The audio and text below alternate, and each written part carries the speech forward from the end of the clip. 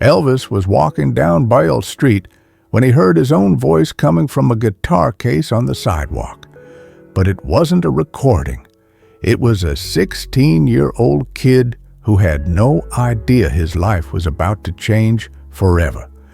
It was a humid Tuesday afternoon in Memphis, July 1976.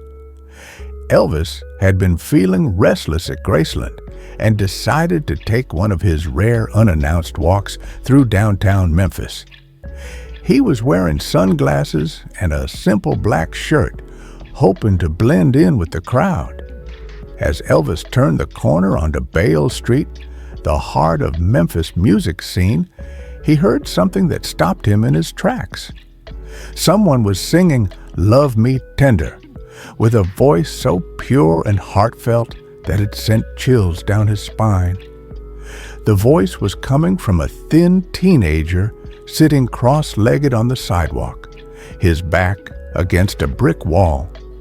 The boy had shoulder-length dark hair that looked like it hadn't been washed in days, and clothes that were clearly too big for his small frame. His guitar was old and battered with scratches and wear marks that told the story of countless hours of practice. But when the kid sang, none of that mattered. His voice carried the same soulful quality that had made Elvis famous. But there was something different about it, a raw pain that spoke of real hardship. The boy's name was Michael Chin, though nobody on the streets knew his real name. Everyone just called him Guitar Mike.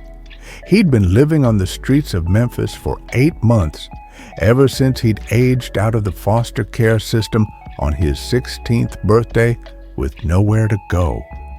Music was all Michael had left. His foster parents had given him the guitar 3 years earlier, hoping it would keep him out of trouble. They never imagined it would become his lifeline when he had nothing else. Every day, Michael would sit on this same corner of Bayell Street, playing for whatever change people would drop in his guitar case. On a good day, he might make enough for a sandwich and a bottle of water.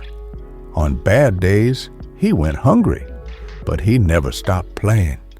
Music was the only thing that made him feel connected to something bigger than his pain. Elvis stood about 20 feet away, hidden behind a small crowd of tourists who had gathered to listen to the boy as Michael finished "Love Me Tender" and began strumming the opening chords of "Can't Help Falling in Love." Elvis felt something stir in his chest. This wasn't just some kid playing cover songs for money. This was someone who understood the soul of the music, who felt every word he was singing. Wise men say only fools rush in. Michael sang, his eyes closed, completely lost in the music. Elvis pulled out his wallet and walked closer. The small crowd parted respectfully as they recognized something familiar about the man in sunglasses, though none of them immediately realized who he was. As Michael reached the chorus, Elvis dropped a $100 bill into the guitar case. Michael's eyes opened when he saw the money. $100 was more than he usually made in 2 weeks. He looked up to thank whoever had been so generous, and his fingers froze on the guitar strings. Even with the sunglasses, there was no mistaking that face, the perfectly styled hair, the distinctive jawline, the slight smile that had graced 1,000 magazine covers. "Keep playing, son," Elvis said quietly. "You got something special there." Michael's hands were shaking so badly he could barely hold his guitar. You're just a guy who appreciates good music," Elvis replied, crouching down to Michael's level.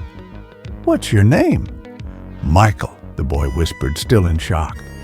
"Michael Chen. I can't believe this is real." Elvis looked around at the small crowd that had gathered, then back at Michael. "You hungry, Michael?" The boy nodded, not trusting his voice. "Come on then. Let's get you something to eat, and you can tell me a story." Elvis helped Michael pack up his guitar and led him to a small diner just off B Street. The owner, Mrs. Rodriguez, had known Elvis since his early days and was used to his occasional visits with unexpected guests. Over burgers and milkshakes, Michael told Elvis his story, the foster homes, the feeling of never belonging anywhere, the music that kept him going when everything else fell apart. "I know your song saved my life," Michael said quietly. "When I was in my darkest moments, I'd play Love Me Tender and remember that someone somewhere understood what it felt like to hurt." Elvis listened without interrupting. Seeing himself in this young man's pain, he remembered his own childhood, the poverty, the feeling of being different, the music that had been his escape. "You know what I hear when you sing?" Elvis asked. "I hear someone who's lived the blues."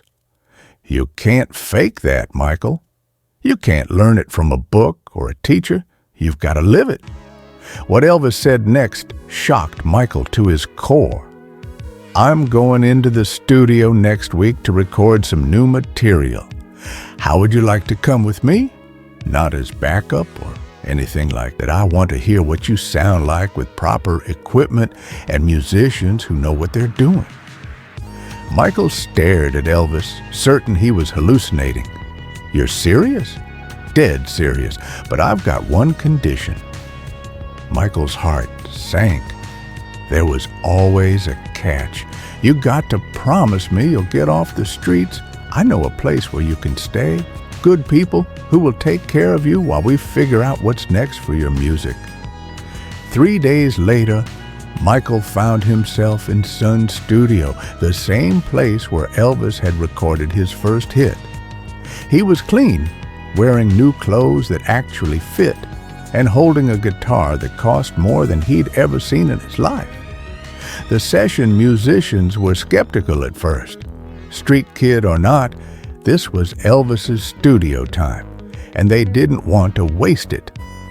But when Michael started singing, the room went silent.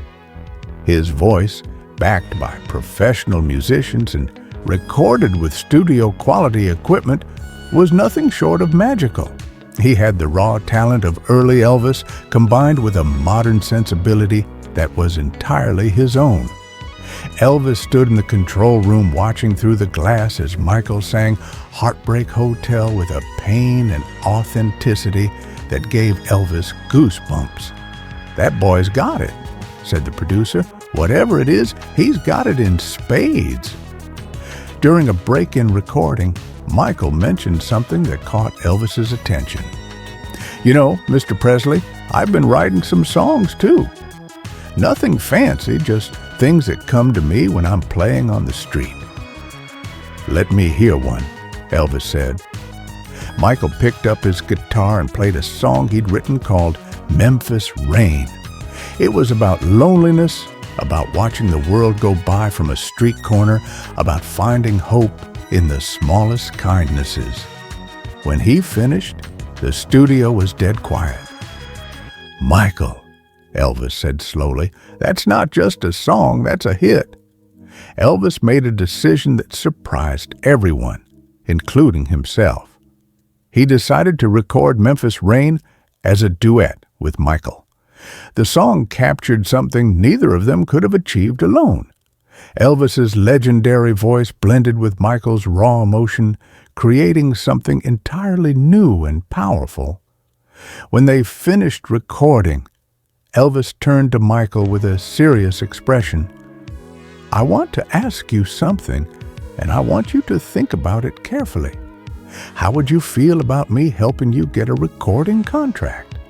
Not as Elvis Presley's protégé, but as Michael Chen, the artist." Michael looked at Elvis with tears in his eyes.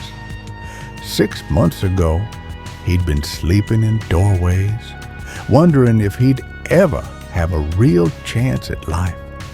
Now the king of rock and roll was offering him a future he'd never dared to dream of. "Why are you doing this for me?" Michael asked. Elvis was quiet for a long moment, then spoke with a sincerity that surprised everyone in the room. Because somebody did it for me once. A man named Sam Phillips took a chance on a poor kid from Tupelo who had a voice and a dream. And because I heard something in your voice that reminded me why I fell in love with music in the first place. Word of Elvis's duet with the street musician spread quickly through Memphis and then across the country. Memphis Rain became an instant hit. But more importantly, it sparked a movement.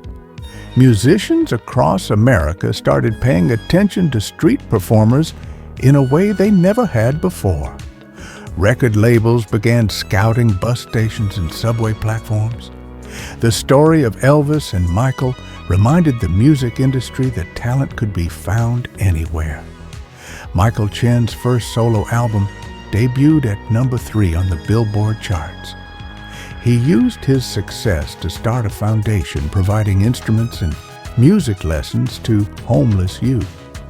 But he never forgot that Tuesday afternoon on B Street, when a chance encounter changed everything. People ask me what it was like to meet Elvis, Michael said in interviews. But the truth is, it wasn't about meeting a celebrity. It was about one human being recognizing something in another human being and deciding to help. That's the real magic of that day.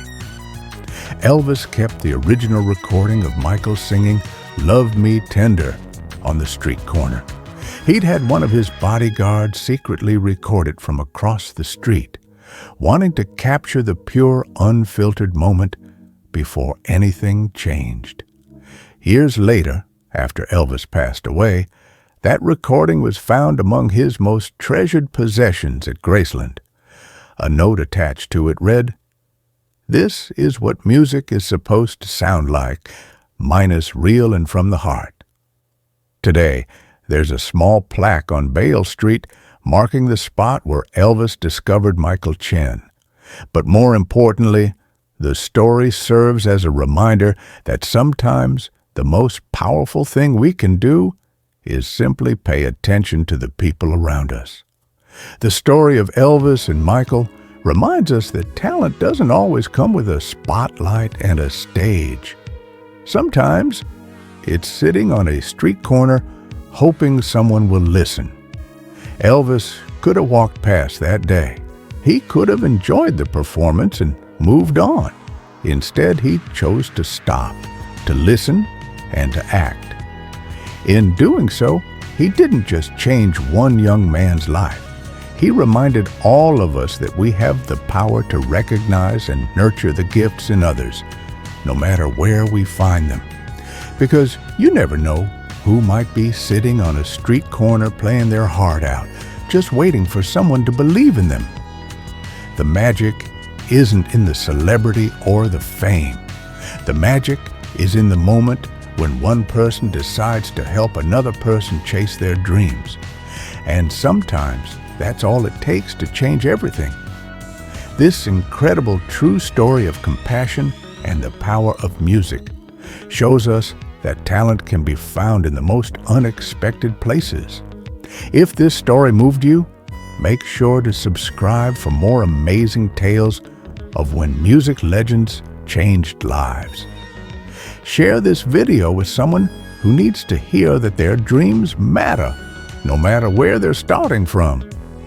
Have you ever witnessed a moment when someone's kindness completely changed another person's life? Let us know in the comments below.